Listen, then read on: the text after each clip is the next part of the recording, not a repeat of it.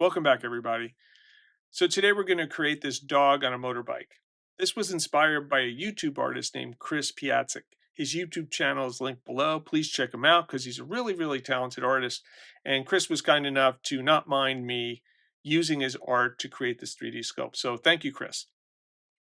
Also, this was something when I first tackled it, I thought some of these shapes might be a little difficult. But when you start using Nomad, it has so many tools that are so versatile. It actually makes it a joy to use and less headaches than, say, polygonal modeling. So let's get started.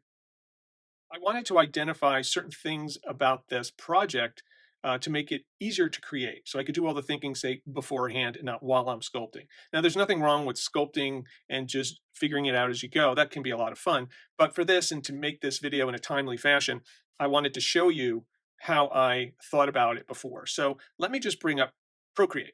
So I have the picture and I'm going to show you how I thought about creating this dog. The first thing is, how did I create the body? Well, the body I was going to create with tubes. You can see it has a little twist towards the end of the dog. The tube tool is very, very versatile for something like this, so it was the go-to.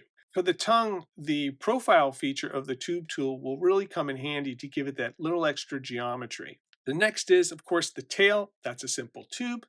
The head, well, the head is a bunch of spheres. A sphere for the top of the head, a sphere for the lower jaw, spheres for the teeth, spheres for the eyes.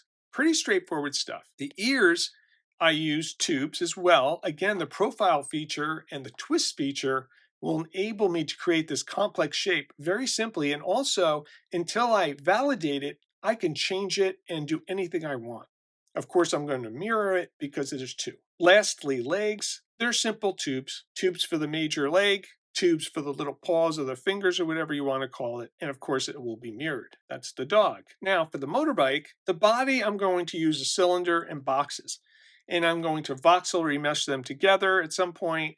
But I found a cylinder was the easiest way to create this.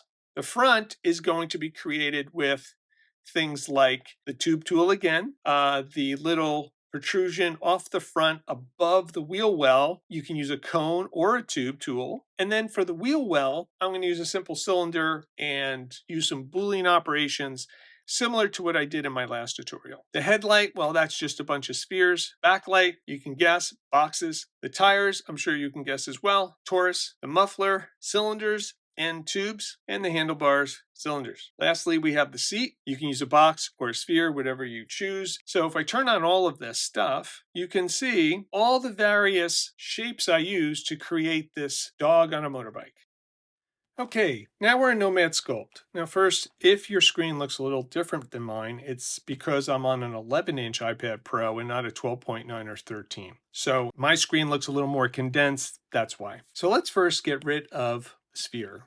And what I want to do is create two distinct workspaces for the sizing or the proportion and another for just general working. The first one we're going to do is sizing. So the first thing I have to do is import a reference photo.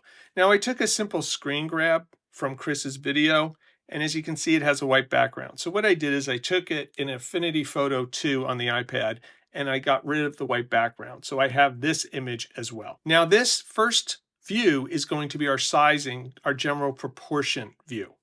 So the first thing I'm going to do is hit transform and scale this up with my fingers. Just scale it up something larger so I can see it much better. Another thing is we are in the front view, but this is the side view of the dog. And that's how we'll be sculpting, mostly in the side view for proportions. So if I leave it on the front view, when you want to work in symmetry, you're going to constantly have to change the settings from the X plane to the Z plane, because by default, Nomad is always symmetry in the X plane. But because again, we're in the side view, we will have to constantly go up to the menu and change it to the Z plane. To not have to do that, I'm going to change the view to the left view. I'm also going to change the overlay setting to about 30%. Why I do that is simply because if I say import a sphere at this time, you can see it's see-through, so we can see the dog and we can manipulate. If I was to go back and change the overlay setting back to 0, it makes it much harder to work. So change it to about 30% and you're good. Let's just delete the sphere.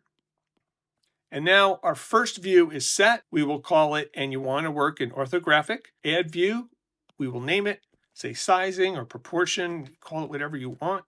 That's our first view. The second view, we're going to take the reference image and we're going to make it small and just kind of put it up in this corner. Not too small, but small enough. Click it here. Make sure we're still in the left. So I always tap it. Sometimes if I'm already in the left, it'll give me the right. That's fine. Just go back. I'm in the left. Go back. Add a view. Let's call this working. And now we have our two views. You can use this little shortcut up above.